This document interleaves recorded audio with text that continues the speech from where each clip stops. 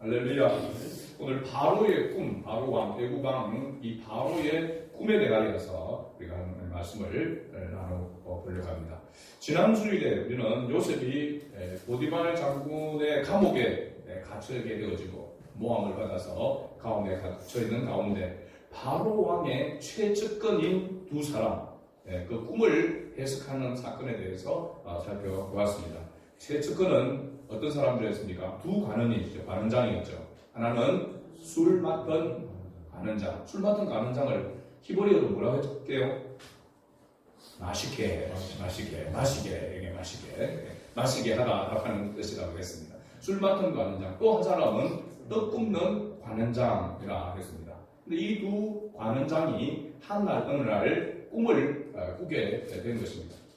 그런데 그들이 그 꿈을 꾸었는데 꿈에 대하여서 해석할 사람이 없어서 근심하고 있는 것을 요셉이 보고 자기에게 말하라고 했습니다. 자기가 말하면서 꿈의 해석은 누구에게 있다고 했죠? 꿈의 해석은 하나님께 있지 아니하니까 라고 하면서 청하던데 내게 이루소서 자기에게 말하라 라고 그렇게 했습니다. 요셉이 두 사람의 꿈을 듣고 해석을 해주었습니다. 꿈 해몽. 그래서 지난주에 제목이 요셉의 꿈 해몽이었습니다. 그렇죠?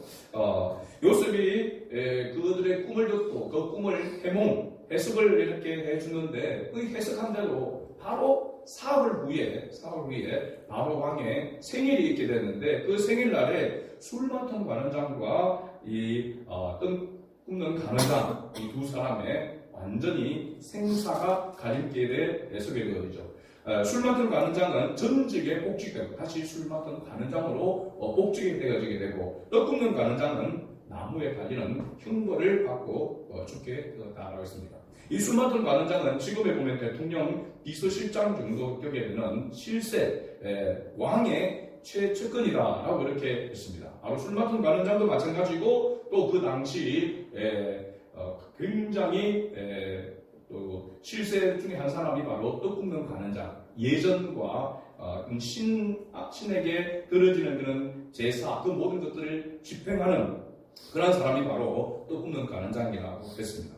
근데 이 둘이 꿈을 꾸고 그 꿈의 해석대로 요셉이 말한 대로 술 맡은 관원장은 전직에 복직이 되어지고 떡 굽는 관원장은 그 꿈의 해석대로 나무에 달려서 처형되어지는 그런 일들이 있게 되었습니다. 그래서 요셉은 이 전직이 복직될 술 맡은 관원장의 그 꿈을 해석해주면서 자기가 다시 복직되거든 자기를 생각해달라, 기억해달라 라고 그렇게 이야기를 했지만은 40장 맨 마지막 23절 말씀을 다시 보게 되면 술 맡은 관원장이 요셉을 뭐 하지 못하고 기억하지 못하고 그를 잊었더라라고 40장 마지막 절에 이렇게 기록하고 있고 이런 일이 있은 후 만 2년 후에 41장은 그렇게 시작되어지고 바로왕, 애굽왕 바로왕이 꿈을 꾸게 되는 일이 있게 됩니다. 자, 여기서 우리가 한번 상식적으로 생각해 볼 때에 이 술 맡은 관원장이 전직에 복직되어서 다시 술 맡은 관원장으로 비서실장격 되는 이 자리에 있게 되어지는데 정말 요셉을 기억하지 못하고 요셉을 잊고 있었을까? 아무리 그래도 이런 엄청난 일을 기억 못하고 특히 자기의 그런 생사의 갈림길에 있는 그런 꿈에 대해서 해석해 주어서 정말로 다시 그 꿈의 해석대로 복직되어진 이 술 맡은 관원장이 어떻게 보면 왕의 술을 따르는 그런 일을 할 때마다 또 전직에 나아가면서 그 옷을 입고 요즘 말로 출근할 때마다 누굴 생각했겠습니까? 요셉을 생각하지 않을 수가 없었을 것입니다. 기억하고 싶지 않아도 잊어버리려고 해도 그런데 이 술 맡은 관원장은 기억하지 못하고 잊었더라라고 이렇게 말하고 있습니다. 이 뉘앙스를 보면은 이 술 맡은 관원장은 요셉을 통하여서 자기가 전직이 회복되어지는 그런 부분이 있었지만 이 일들에 대해서 기억하고 싶지 않고 잊으려고 했다라고 하는 것을 알 수 있습니다. 억지로라도 잊으려고 했을 것이다 라고 이렇게 추측이 되어집니다. 그리고 오늘 1절 했지만 41장 9절 말씀을 같이 한번 읽어봅니다. 술 맡은 관원장이 바로에게 말하여 이르되 내가 오늘 내 죄를 기억하나이다. 아멘. 요 앞부분에 보면 바로 왕이 꿈을 꾸게 되어지고 그 꿈에 대해서 해석하는 자가 없게 되어질 때에 요셉을 이야기하게 됩니다. 그 전에 이 술 맡은 관원장이 바로 왕 앞에서 이렇게 말하는 것입니다. 내가 오늘 내 죄를 기억하나이다. 이렇게 말합니다. 여기 죄를 이야기하고 있는데 원문을 보니까 죄들이라고 이렇게 이야기합니다. 특히 그 죄들이라고 고백하는 가운데 두 가지를 생각해 볼 수 있는데 하나는 바로 뭐냐면 자기가 그렇게 요셉을 통하여서 그런 은혜를 입은 것, 그 은혜를 입었는데 그걸 잊어버리거든요. 그래서 매우 망덕한 그런 죄를 짓고 있었다라고 하는 그 부분을 생각할 수가 있는 것이고, 또 하나는 뭐냐면 이 술 맡은 관원장이 생각할 때에 즉시로 요셉을 분명히 떠올렸을 것입니다. 바로 왕이 꿈을 꿨을 때에. 그죠? 그리고 그 꿈을 이 술사들과 있는 사람들이, 현인들이, 그 당시 지혜자라고 하는 사람들이 에게 이야기를 했지만 아무도 그 꿈을 해석할 줄 몰랐단 말이죠. 그런데 최측근인 비술장이 그 모습을 볼 때에 그 머리에 뭐가 떠올랐겠습니까? 누가 떠올랐겠습니까? 정말 정광석과처럼 머리에 딱 바로 떠오르는 사람이 분명하게 있었을 것입니다. 요셉이었습니다. 그죠? 그런데도 불구하고 먼저 요셉을 소개하지 아니하고 이야기하지 아니하고 다른 점술가들이나 이런 사람들이 다 이야기를 해서 해석하지 못하는 그런 상황에서 왕이 번민하고 있는 그 상황에서 바로 이야기 못한 그 죄도 뭡니까? 크다라고 할 수가 있는 것이죠. 그래서 이 구절을 보면 오늘 내 죄를 기억하나이다. 죄들을 기억하나이다. 라고 이야기한 것을 보면은 이 술 맡은 관원장이 요셉을 통하여서 자기가 복직이 되어지는 그런 은혜를 입었지만, 그걸 알게 되었지만은 그것을 잊어버리려고 했고, 기억하지 않으려고 했던 것. 그것은 사실 요셉이 어떤 사람입니까? 감옥에 있는 사람이었고, 또 요셉은 히브리 사람이었습니다. 히브리 청년이었습니다. 종이었습니다. 그죠? 건너온 사람이라고 하는 이 히브리 청년이었습니다. 그 종으로 감옥에 갇혀 있는, 또 모함을 받아서 감옥에 갇혀 있는 그 청년을 통해서 자기가 자기 꿈을 해석하고 자기가 전적이 복직되었다고 하는 것에 대한 어떤 자존심이라 그것을 부끄럽게 여겼기 때문에 요셉을 억지로라도 그 일을 기억하지 않으려고 하고 억지로라도 잊어버리려고 했다라고 하는 것을 알 수 있습니다. 그래서 그럼에도 불구하고 잊으려고 해도 잊을 수 없는, 그리고 왕의 최측근으로서 왕이 고민하는 것을 보면서 이제 요셉을 소개하지 않을 수가 없는 상황이 되었죠. 잊을 수가 없도록 누가 그렇게 배후에 역사하고 있는가라고 하는 것을 우리가 볼 때에 하나님께서 술 맡은 관원장은 자기 그런 자존심 때문에 요셉을 기억하지 않으려고 하고 요셉을 소개하지 않으려고 했지만 하지 않으면 안 되도록 만드신 그런 역사가 여기에 있다라고 하는 것을 알 수 있습니다. 그래서 이 술 맡은 관원장이 바로 왕에게 요셉을 소개하게 됩니다. 요셉을 소개하면서 감옥에서 자기에게 있었던, 자기가 꿈을 꿨던, 또 떠끄는 관원장과 둘이서 꿈을 꿨던 그 일들에 대해서 이야기를 하게 됩니다. 그러니까 바로 왕이 바로 급히 요셉을 부르게 되어지죠. 요셉이 급히 감옥에서 놓이고 수염을 깎고 옷을 갈아입고 바로 왕 앞에 들어가게 됩니다. 15절 말씀, 41장 15절 말씀을 같이 봅니다. 바로가 요셉에게 이르되 내가 한 꿈을 꾸었으나 그것을 해석하는 자가 없더니 들은즉 너는 꿈을 들으면 능히 푼다 하더라.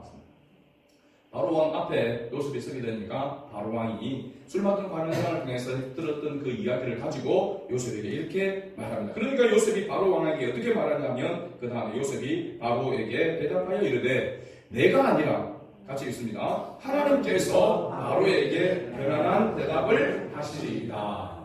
아멘.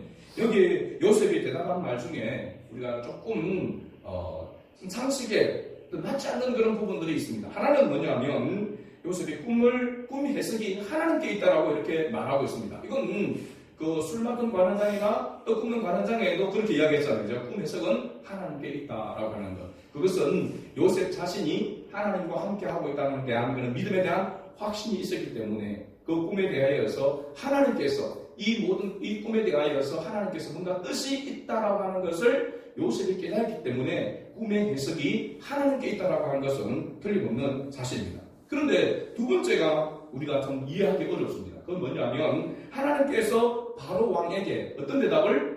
편안한 대답을 하실 것이다 라고 이렇게 말합니다. 이 부분에 어떤 해석을 보니까 인사치레로 뭐 좋은 게 좋을 겁니다. 뭐 좋게 될 겁니다. 라고 하는 마음을 어떻게 보면 편안하게 해주기 위해서 그렇게 인사치레라고 하는 그런 말이다 라고 얘기했는데 그러나 실제적으로는 그렇지 않다라고 하는 것을 말하고 있습니다. 요셉의 꿈의 해석에 있어서 볼 때에 하나님께서 함께 하신다라고 하는 그런 확신의 대답으로서 이야기할 때에 지난주에 우리가 살펴볼 때에 그것이 바로 형통이라고 했습니다. 히브리 말로 찰라흐라고 하는 그런 단어라고 했죠. 그 형통, 그를 이야기했는데 그런데 지금 요셉은 바로 왕의 꿈의 이야기를 지금 듣지 않은 상태에서 듣고 듣지도 않고 편안한 대답을 하실 것이라. 이 여기서 편안하다고 하는 것은 샬롬입니다. 샬롬. 바로 평강을 이야기하고 있는 것이죠. 앞에서 요셉이 인사치레로 한 것이 아니라고 하는 것은 하나님께서 계획하신 일이 나를 통하여 진행되고 성취되는 것이라는 그런 의미라고 성경적인 의미라고 했습니다. 형통이라고 할 때에 바로 평강이라고 하는 이 편안한 대답이라고 하는 이 말도 같은 의미입니다. 이 꿈에는 바로 왕이 꾼 꿈에는 하나님께서 계획하신 것이 있고 그것을 하나님께서 진행하고 이루실 것이다라고 하는 그런 의미에서 편안한 대답을 하시리라. 그래서 뭐 인사치레로 하는 말이 아니라 하나님께서 당신을 통해서 바로 왕을 통해서 하실 그 일이 있을 것이다라고 하는 그런 대답을 했다라고 이렇게 말할 수 있죠. 바로가 요셉에게 자기가 꾼 꿈을 이야기합니다. 어디요? 17절부터 24절까지 한번 우리 쭉 같이 조금 빠르게 한번 읽어보도록 하겠습니다. 바로가 요셉에게 이르되 내가 꿈에 나일 가까이에 서서 보니 살치고 아름다운 7 암소가 나일 가까이에 올라와 갈밭에서 뜯어먹고 그 뒤에 또 약하고 심히 흉하고 파리한 7 암소가 올라오니 그같이 흉한 것들은 애굽 땅에서 내가 아직 보지 못한 것이라. 그 파리하고 흉한 소가 처음에 7 살찐 소를 먹었으나 먹은 듯 하지 아니하고 여전히 흉하더라. 내가 곧 깨어다가 다시 꿈에 보니 한 줄기에 무성하고 충실한 7 이삭이 나오고 그 위에 또 가늘고 동풍에 마른 7 이삭이 나더니 그 많은 이삭이 좋은 7 이삭을 삼키더라. 내가 그 꿈을 전술가들에게 말하였으나 그것을 내게 풀이해 주는 자가 없느니라. 이게 바로 요셉에게 자기가 꾼 꿈에 대해서 소상하게 이야기를 하는 내용입니다. 요셉이 바로 왕의 꾼 꿈 이야기를 다 듣고 25절에 이렇게 말합니다. 요셉이 바로에게 아뢰되 바로의 꿈은 하나라. 2가지 꿈을 꾸었는데 그 꿈은 하나라라고 하는 것을 말하고 있고 하나님이 그가 하실 일을 바로에게 보이심이니이다 라고 이렇게 요셉이 대답합니다. 그래서 이 보면은 하나님께서 그가 하나님이 하실 일을 누구에게 보였다고? 바로 왕에게 보이셨다라고 그렇게 말하고 있습니다. 그러면 이 바로 왕의 꿈은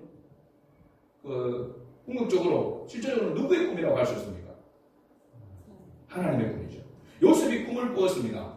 요셉이 꿈을 꾸었는데 꿈을 꾼 요셉도 자기가 그 꿈이 어떤 의미인지를 잘 몰랐습니다. 그죠? 지금까지 여기까지 오는 동안에도 잘 몰랐단 말이죠. 그죠? 그런데 그 꿈이 누구의 꿈으로 되어져 있다 하는 것을 우리가 보고 있습니까? 하나님의 꿈이었습니다. 요셉의 꿈은 하나님의 꿈이었습니다. 그죠? 그래서 하나님께서 하실 그 일을 하나님께서 요셉을 통하여서 나타내 주온 것입니다. 그래서 우리가 동일하게 하나님의 자녀가 되어져서 하나님의 꿈을 우리가 꿈꾸고 있는 그 꿈, 하나님께서 주신 그 비전과 그 꿈은 나의 꿈이 아니라 하나님의 꿈이라는 사실을 여기서 알 수가 있습니다. 너 꿈대로 하나님께서 꾸게 하셨으니까 하나님께서 그 꿈을 이루도록 하는 것이고 그 꿈을 이루는 일에 도구로 쓰임을 받는다는 것이 곧 뭐냐면 복이다라고 하는 것이고 형통한 자이다라고 하는 것을 말하고 있습니다. 그래서 우리가 생각하는 세상적인 그런 복, 세상 사람들이 말하는 아무 장애가 없이 그냥 모든 일이 잘 되는 그런 형통이 진짜 성경적인 형통이 아니라 하나님이 하실 일에 대하여서 하나님이 이루실 그 일에 대하여 쓰임을 받는 그 일이 바로 복 있는 자이고 형통한 자라고 하는 것입니다. 그래서 요셉이 범사에 형통한 자였더라라고 이렇게 이야기하고 있는 것은 하나님께서 이루실 그 일에 하나님의 도구로 쓰임을 받고 있는 사람이기 때문에 형통한 자다. 그래서 오늘 우리도 그와 같은 요셉과 같은 그런 복을 받은 자이고 요셉과 같은 그런 꿈을 꾸는 자이고 그 꿈을 하나님께서 이루가실 그 자이기 때문에 우리 모두가 다 형통한 자인 줄로 믿습니다. 아닌데요, 속으로 그럴 수 있습니다. 하다 보면 이런 일도 생기고 저런 일도 생기고 힘든 일도 생기는데 꼬이고 꼬일 때도 많은데 뭔 형통입니까?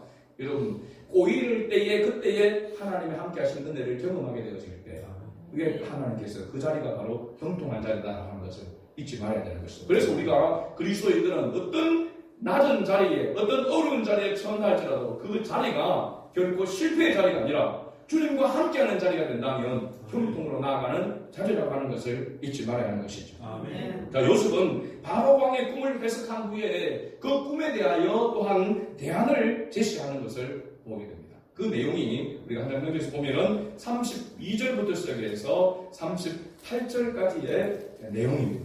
32절부터 38절까지. 오늘 성경을 좀 같이 좀 한번 더 읽어보도록 하겠습니다. 32절부터 38절까지 같이 읽어봅니다. 바로께서 꿈을 두 번 겹쳐 보신 것은 하나님이 이 일을 정하셨습니다.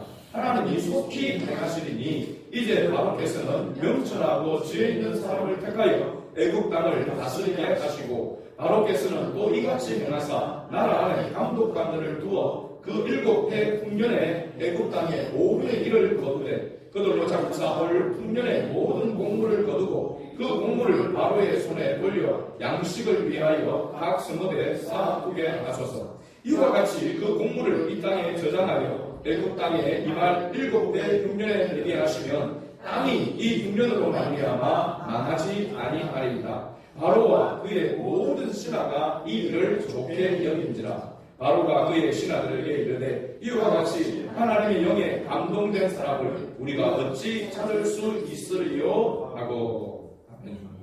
자, 바로 왕의 그 꿈에 대하여서 요셉이 해몽을 하게 되고 해석을 하게 되어지고 그 해석하고 난 뒤에 그러면 어떻게 그것을 그 꿈에 대하여서 대안을 준비할 것인가 라고 하는 그 부분에 대해서 요셉이 바로 왕에게 구하게 되어졌을 때에 25절에 그 뒤에 41절에 37절의 말씀 죄송합니다. 37절의 말씀을 보면은 바로와 그의 모든 신하가 이 일을 어떻게 여겼더라? 좋게 여긴지라 라고 그렇게 말하고 있습니다. 그리고 바로 왕이 요셉에게 그렇게 말하죠. 39절에 요셉에게 이르되 하나님이 이 모든 것을 네게 보이셨으니 너와 같이 명철하고 지혜 있는 자가 없도다 라고 이렇게 말합니다. 그리고 바로 왕도 요셉에게 하나님께서 함께 하심을 보았다라고 하는 사실입니다. 이게 하나님의 영광이죠. 하나님의 영광. 하나님이 나와 함께함을, 하나님이 나와 함께함을 믿지 않는 사람도 볼 수 있는 것이 하나님의 영광인 겁니다. 우리가 찬양도 우리가 이렇게 불렸지만 우리의 모습 속에서 누가 보여야 됩니까? 예수님의 모습이 보여야 되는 것이죠. 우리의 모습 속에서 하나님의 그 사랑이 보여야 되는 것입니다. 정말로 감당할 수 없고 인간적으로 보면은 인간적으로 화를 내야 되는 것이 마땅하고 인간적으로 견디지 못하는 그런 부분이 되어야 됨에도 불구하고 그것을 하나님의 사랑으로 하나님의 은혜를 생각하며 하나님을 바라보며 주님의 십자가를 바라보며 그것을 성화시켜서 나오는 그 모습 속에서 세상 사람들과 다르다라고 하는 그런 모습이 보여져야 한다는 사실입니다. 화를 내야 될 때 똑같이 화를 내고 욕심을 내야 할 때 똑같이 욕심을 내는 그런 모습이면 세상 사람들은 하나님이 함께하고 있다라고 하는 하나님이 믿는 자라고 하는 것을 알 수가 없습니다. 사람들이 생각할 때에 상식적으로 생각할 때에 납득이 잘 안 된다. 어떻게 이런 상황에서 어떤 이런 일에서 저런 말과 행동을 할 수 있는가라고 하는 것을 보면서 의아해하면서 알고 보니까 예수 믿는 사람이야. 그 사람 교회 다니는 사람인데 역시 교회 사는 사람이 좀 다르구나 라고 하는 그런 모습이 보여지는 것이 하나님께 영광이 된단 말이죠. 우리가 찬송을 막 부르고 예배를 막 들으면서도 하나님께 영광을 돌리지만 우리의 삶이 예배로 하나님께 영광을 돌리려면 바로 이와 같은 모습이 있어야 되는 것이죠. 요셉에게 요 하나님께서 함께 하심을 바로가 보았다라고 하는 사실입니다. 그래서 이후에 바로 왕은 요셉을 애굽에 뭐로 세우게 됩니까? 총리로 세우게 되죠. 41절에 보면은 바로가 또 요셉에게 이르되 내가 너를 애굽 온 땅의 총리가 되게 하노라 하고 있습니다. 히브리 청년이 노예로 끌려와가지고 거기다가 또 주인을 어떻게 보면 희롱한 것으로 인하여서 감옥에 갇혀 있는 꿈을 한번 해석해 주는 것으로 이 총리의 자리까지 이르렀다. 어떻게 보면 요즘 말로 로또 같은 그런 모습이 있지만 그 과정 속에서 보게 되어지면 요셉은 하나님과 함께하는 그런 모습을 보여주었다는 사실입니다. 그렇죠? 네. 그러므로 하나님께서 그를 애굽의 총리로 세우게 됐는데 단순히 그런 명예를 가지게 하고 그런 부를 가지게 하는 것에 하나님의 목적이 있지 않았다라고 하는 것을 우리가 알게 되어집니다. 지금까지 살펴보면은 요셉이 꾼 꿈이 자기 자신을 위한 꿈이 아니라고 하는 것을 우리가 알게 되어지고 그 꿈은 바로 하나님께서 꾸게 하신 꿈이고 그 꿈은 하나님의 꿈이었다라고 하는 것을 우리가 알게 됩니다. 그리고 하나님은 그 꿈대로 요셉 생애를 통해서 그 꿈을 이루어가고 있는 것을 우리가 말씀 속에서 볼 수 있는 것이죠. 지난주에도 말씀드렸지만 오늘 예수 그리스도로 말미암아 구원함을 받은 우리 모든 그리스도인들도 요셉과 동일한 꿈을 꾸고 있다고 하는 사실을 기억해야 됩니다. 또 그런 꿈을 꾸는 것이 마땅합니다. 예수가 그리스도이심을 믿는 자라고 한다면 누구나 하나님을 끝없이 꾸고 있는 그 꿈이 뭐냐면 바로 하나님의 영광을 위해서 사는 것입니다. 하나님의 영광을 위한 가장 중요한 것이 바로 뭐냐면 핵심이 영혼을 구원하는 것입니다. 예수가 그리스도이심이라고 하는 이 복음을 전함으로 말미암아 예수를 믿도록 만드는 것, 예수님께로 이끄는 구원함을 얻도록 하는 이 일이 하나님께서 우리에게 주신 사명인 줄로 믿습니다. 또 우리에게 주신 비전이고 교회에 주신 비전인 줄로 믿습니다. 그래서 이 꿈을 향하여서 묵묵히 주님의 뜻을 따라서 순종하며 나아가는 사람이 바로 복 있는 사람이고 형통한 자라고 하는 것을 성경은 거듭해서 말해주고 있습니다. 결론적으로 우리가 그리스도인으로서 인생을 살면서 겪는 모든 일에는 하나님의 뜻과 섭리가 있다라고 하는 사실을 우리는 꼭 기억해야 될 줄로 믿습니다. 좋은 일, 또 좋은 때뿐만 아니라 힘들고 어려운 때도 거기에 하나님께서 함께 하고 계시다라고 하는 사실을 우리가 항상 기억하고 주님을 더욱더 의지하면서 참고 견디며 나아갈 때 하나님은 반드시 하나님의 자녀를 통해서 하나님이 어떤 분이신가 하는 것을 나타내시고 역사하시는 줄로 믿습니다.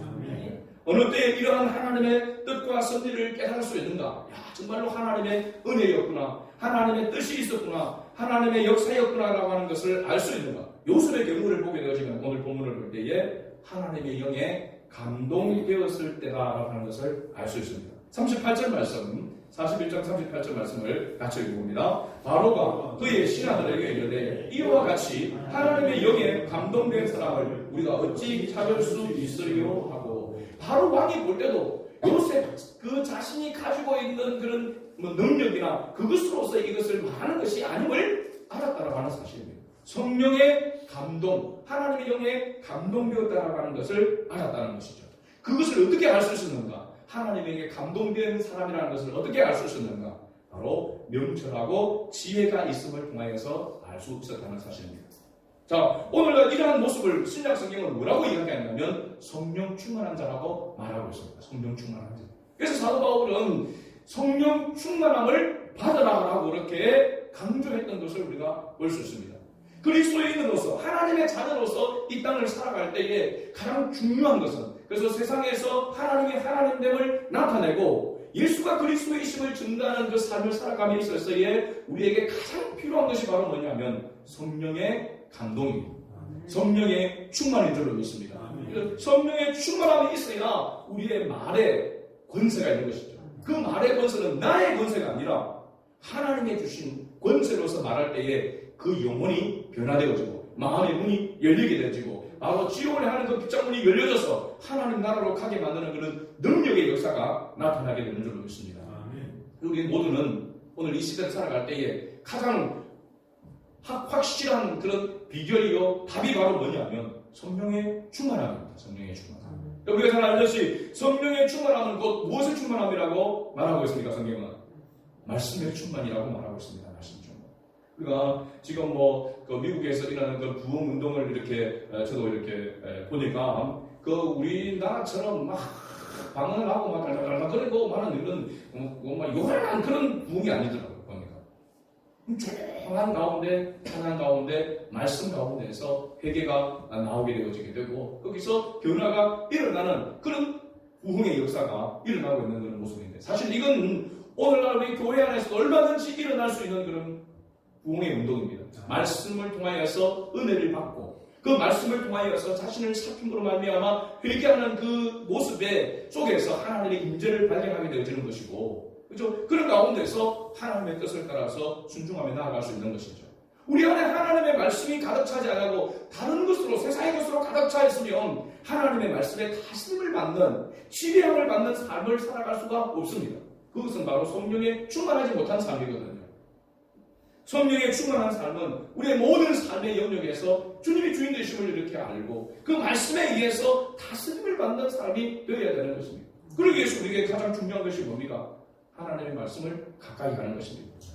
다른 어떤 것보다도 하나님의 말씀을 가까이 하여 하나님의 말씀을 내 안에 풍성하게 두어야 되고, 그 말씀에 감동과 감화가 있고 깨달음이 있어서 그 말씀대로 순종하는 삶이 나타나야만 우리의 삶의 변화가 일어나게 되어지고 하나님의 역사가 일어나게 되는 줄로 믿습니다. 그래서 이 고난주간을 앞두고 있고 이런 경건의 삶을 살아가야 되는 그런 우리의 가운데 있어서 가장 중요한 것은 아무리 바빠도 아무리 힘들어도 우리가 하나님의 말씀을 가까이 하여 내 안에 두고 그 말씀을 깨닫고 그 말씀에 감동을 받아서 내 자신이 변화될 수 있도록 하나님 앞에 기도하는, 말씀과 기도로 다시 회복되어지는 그런 역사가 일어나게 될 때에 하나님이 우리에게 주신 꿈을 이루어가는, 그 일에 쓰임받는 복된 자, 형통한 자가 되는 줄 믿습니다. 이런 은혜가 우리 수많은 모든 가족들에게 있기를 주의 이름으로 축복합니다. 아멘.